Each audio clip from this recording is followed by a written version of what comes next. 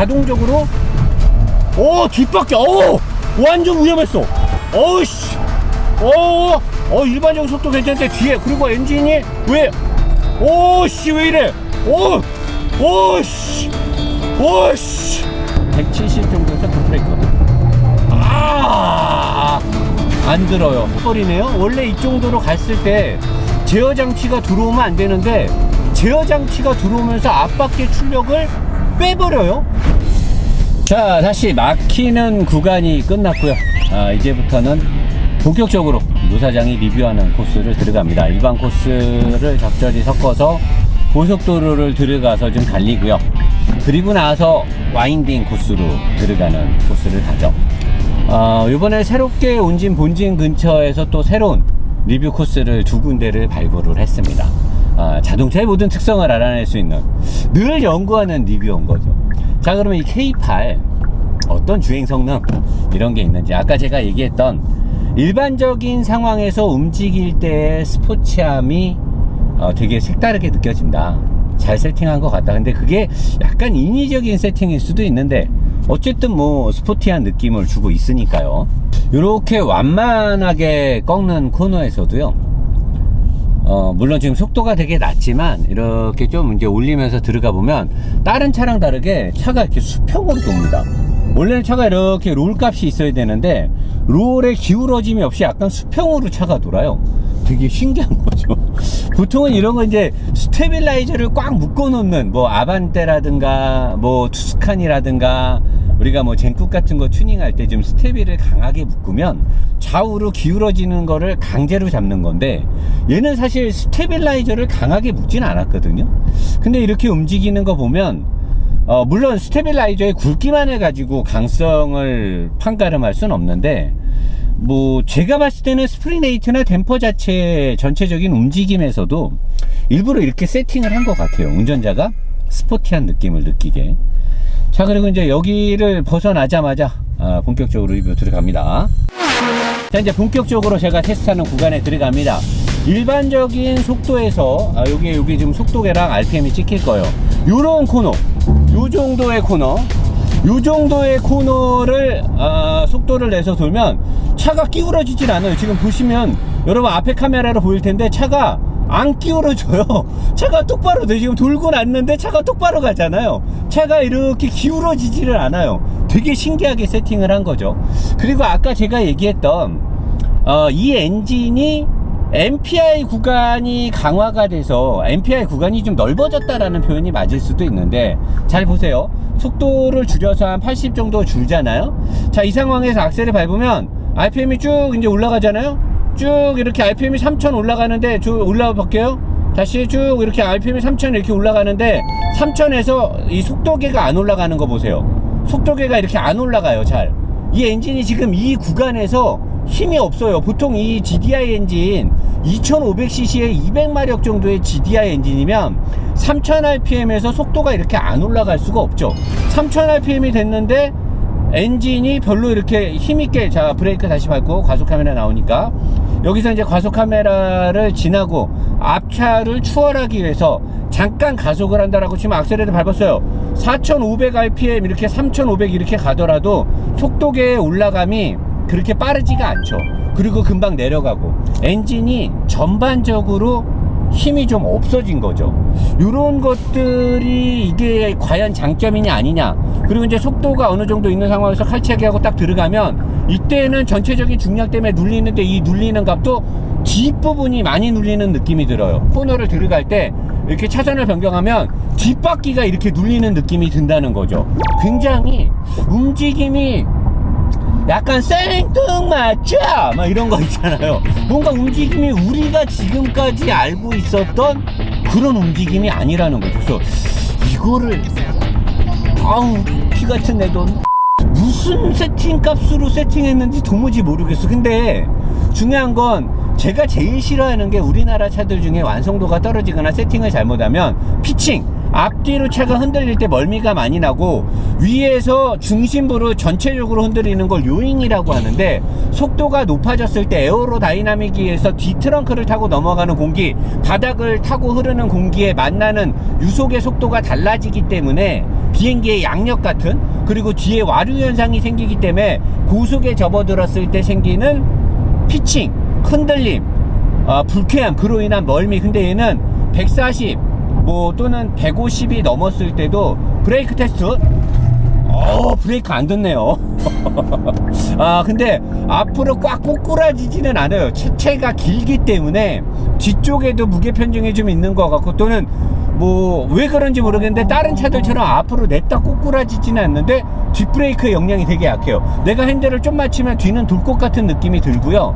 브레이크를 밟았을 때 뒷바퀴의 영향이 되게 약해요. 아까 칼치기를 할 때도 차선을 120, 130에서 착 차선을 변경하면 뒷바퀴의 눌림이 되게 부담스럽단 말이에요.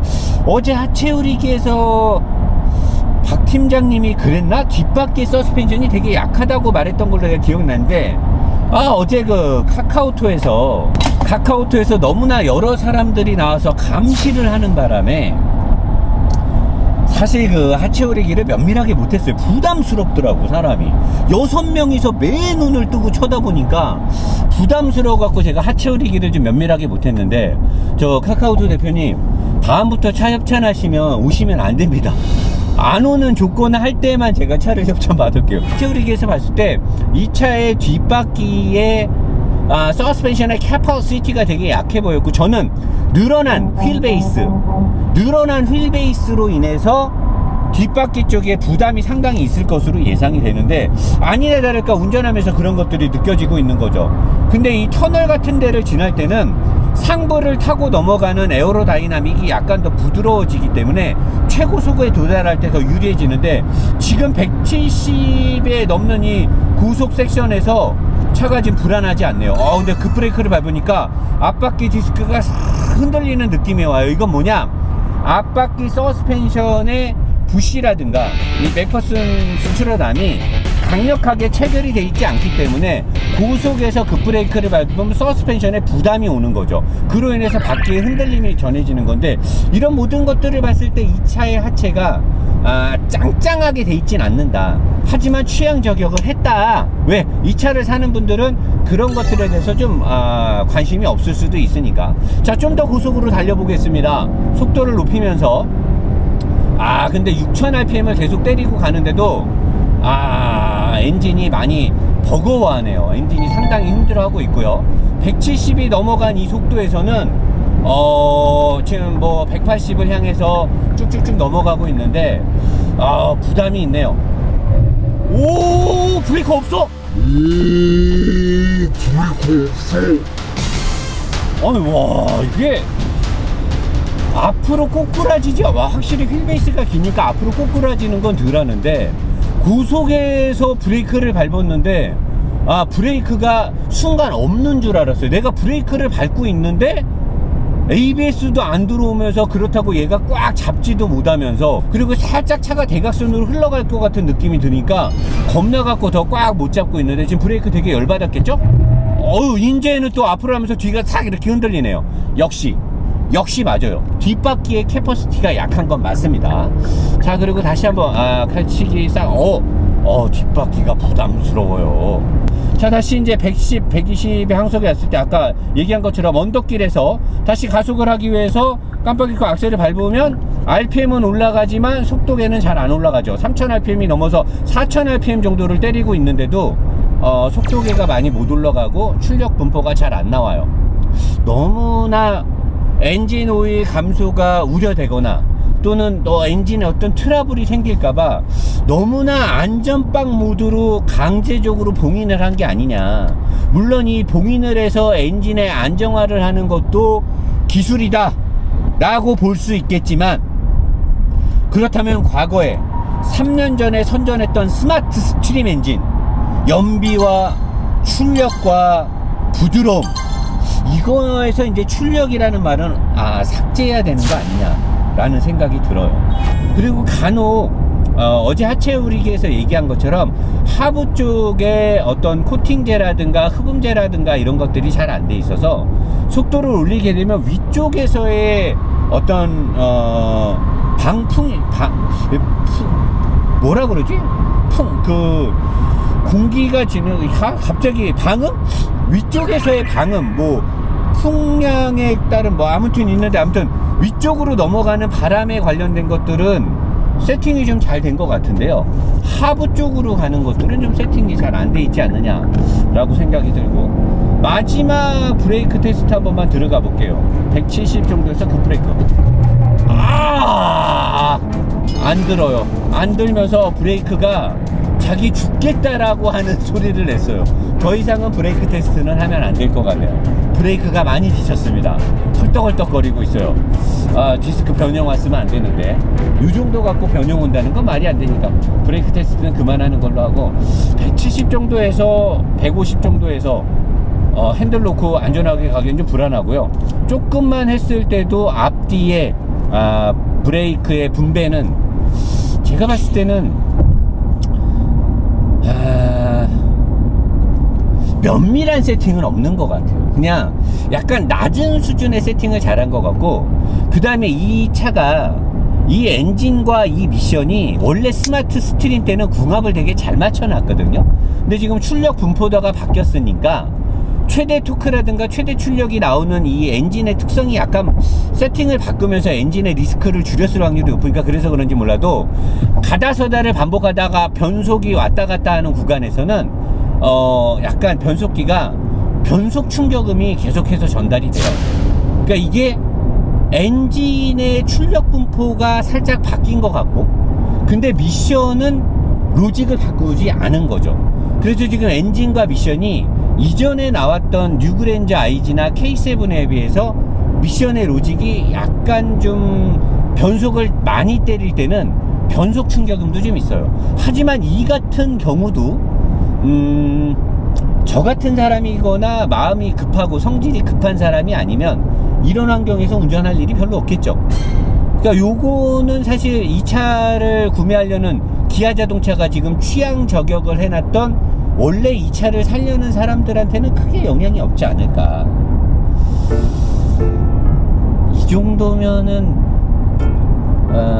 허 대표님이 실망을 안 하겠죠? 실망할래나? 자, 이제 여기서 리뷰가, 여기서 마무리가 잘 돼야 아름답게 끝나는 건데, 자, 아름답게 끝나기 위해서 자, 달려가고 있습니다. 얼마 안 남았어요. 자, 잘 달려야 된다, K8. 너를 믿는다, 내가. 무조건 잘 달려야 된다. 여기서 잘 달려야 내가 살고 모든 것들이 아름답게 끝나는 거요. 여기서 잘 달려줘야 돼.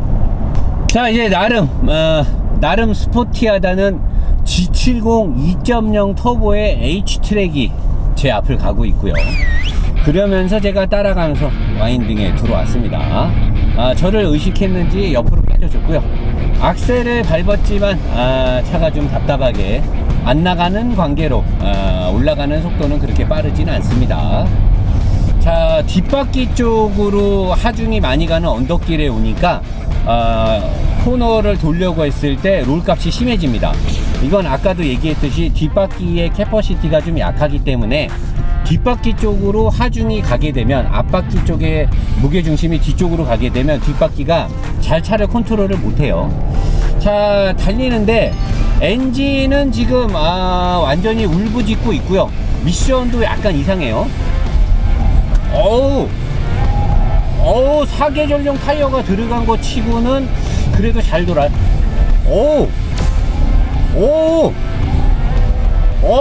잘 도는데? 근데 제어 장치가 들어와 버리네요. 원래 이 정도로 갔을 때 제어 장치가 들어오면 안 되는데, 제어 장치가 들어오면서 앞바퀴 출력을 빼버려요. EPS가 들어오지도 않으면서. 원래는 이 정도의 속도에서 그러면 안 되는데 뭐 때문에 그러는지는 모르겠는데 자동적으로 뒷바퀴 완전 위험했어. 어우씨, 일반적인 속도 괜찮은데 뒤에, 그리고 엔진이 왜 이래? 오씨, 오씨, 어느 정도는 일률적인 것 같은데 뒷바퀴가, 야, 이거는 스포티함하고는 원래 기대는 안 했지만 한계점, 어제 박 팀장이 얘기한 게 명확하게 맞아요. 한계점을 넘어가게 됐을 때 굉장히 위험한 상황이 초래될 수 있다. 한 번에 날아간다 그러는데 뒷바퀴가 버텨주는 힘이 너무 약해요. 이건 아마도 휠 베이스가 늘어나면서 뒷바퀴가 해야 될 거, 지금도 뒷바퀴만 미끄러지거든요. 아, 이게, 야, 박 팀장이 이거를 어떻게 정확하게 찝었지? 휠 베이스가 늘어난 것 뿐만 아니라 뒷바퀴가, 와, 너무나 개판인데? 이렇게 되면은 나는 솔직하게 리뷰를 했기 때문에 그 얘가 사계절용 타이어가 아니라 조금 성능이 좋은 서머 타이어가 들어갔으면 앞바퀴 쪽에 그립이 더 살아났을 거고, 그렇게 따지면 뒤가 오버로 전향될 확률이 더 셌겠죠? 그죠? 이런 데서도 확 꺾어보면 뒷바퀴가 이렇게 말리는 거 보면 얘는 오히려 사계절용 타이어를 가지고 언더로 앞바퀴가 밀리는 게 더 나은 거죠. 자, 그러면 지금 모든 구간을 다 달린 노사장이 봤을 때 K8 어떻게 했느냐. K8, 야, 요거 이거 상황 정리 잘해야 되는데, 요거 내가 이거 줄 잘 서야 되는데, 이거 여러분 어떡하죠? 이거 내가 상황 정리 잘해야 되는 거 아닙니까 지금? 요거 상황 정리 여차 잘못하면 이 K8이 사실 좋은 점과 나쁜 점이 명확하게 나눠지고 있는데, 요거를 제가 옷을 좀 깔끔하게 입고 칠판에 서서 제 사무실에서 칠판 라이브를 또 여러분들한테 광고도 할 겸 지금 요 느낌을 다 종합하면 어떻게 가는 게 맞는지, 이 차를 어떤 사람이 사는 게 좋은지, 요 부분을 한번 그냥 아주 그냥 요 부분을 한번 제가 순댓국을 먹고 잘 생각해 보면서 제가 전반적으로 한번 싹 아우려 가지고 총평해서 한번 여러분들한테 나긋나긋 얘기하는 건 어떻겠습니까? 여러분 괜찮죠? 자, 여러분 기아 K8 리뷰 재밌게 보셨나요? 앞으로는 영상이 끝나고 좀 진솔한 얘기를 여기 제 사무실, 제 방, 칠판 라이브를 하는 이곳 현장에서 하기로 했습니다. 제가 봤을 때 가격 대비 충분한 메리트를 갖고 있긴 합니다. 엔진 문제만 불거지지 않는다라고 하면 저는 사실 차는 괜찮거든요. 주행 성능도 뭐 2차급을 타고 막 달리지는 않을 거잖아요. 달리는 사람들이 이렇게 전륜구동의 휠베이스가 큰 차를 타지는 않을 테니까. 가격대를 봤을 때 4천만 원 전후, 현재 카카오톡의 허프로님께서 이 차를 이미 제 방송에 협찬을 했을 때 뭐 20대를 판다는데 벌써 다 팔았더라고요. 오늘이 화요일이거든요. 벌써 다 팔았대요. 그래서 뭐 다시 추가로 준비한다라고 하는데, 의외로 LPG가 많이 나간다라고 합니다. LPI 엔진. 어떤 그 2.5 스마트 스트림 엔진에 대한 두려움, 걱정, 그런 것들 때문에 많이 나간다고 하는데 전부 나쁘지 않은 선택이라고 보고요.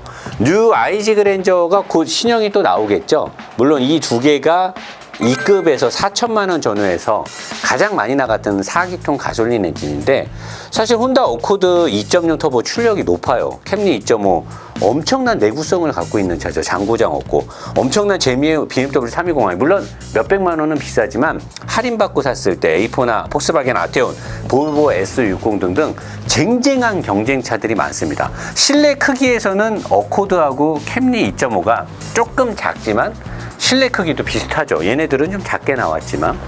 그래서 4천만 원 전후를 주고 이런 다양한 선택권, 과거에는 우리나라 중형차 살 돈으로 수입차 사기가 어려웠어요. 하지만 지금은 선택권이 많습니다. 여러분들한테 무슨 차를 사라고 제가 강조할 수는 없죠. 여러분들은 어떤 차를 사겠습니까? 기아 K8은 시내에서 많은 주행을 하고요. 쏘지 않고 넓은 거주 공간이 필요한 사람들한테는 저는 제격이라고 봅니다. 큰 휠을 끼지 않고 고급진 타이어를 넣게 된다라고 하면 꽤 괜찮을 거예요.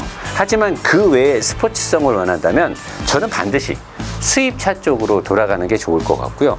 이 차가 나왔기 때문에 이제 그랜저는 의미가 없지 않나 라고 생각하면서 이 플랫폼 3세대 전륜 플랫폼이 확장된 플랫폼으로 만들어진 새로운 그랜저가 나오면 그때는 또 각축전이 벌어질 수 있겠죠. 지금은 국산 중형 준대형 세단을 사고 싶다, 4천만 원 전후에서 안정적인 서비스를 받으면서, 사실 뭐 기아, 현대자동차가 서비스가 이제 좋지는 않은 것 같은데 수입차들보다 아무래도 정비망이 많으니까 그런 곳에서 선택한다라고 하면 선택해도 괜찮겠죠. 그리고 저희는 상관하진 않겠지만 카카오톡 허프로님이 협찬해주면서 자기네가 차를 열심히 팔겠다라고 하니까 그분 채널에 들어가 보셔서 금융 조건을 한번 따져보는 것도 나쁘지 않을 것 같고요. 영상 하단에 계속 보이시죠? 고정 댓글에 허프로님의 채널과 차량 구입에 관련된 것들이 있어요. 저희는 관여하지 않습니다. 허프로님이 만약에 싸지 않게 나쁜 조건으로 차를 판다라고 하면 저한테 일러주시면 되겠습니다. 이것으로 K8 리뷰를 마치면서 더더욱더 알찬 리뷰를 위해서 저희가 하체 요리기를 할 수 있는 새로운 공간을 또 마련했으니까 좋은 장소에서 더 좋은 화질로 여러분들과 함께 하체 요리기를 진행하도록 하겠습니다. 감사합니다. 프락셀 하겠습니다.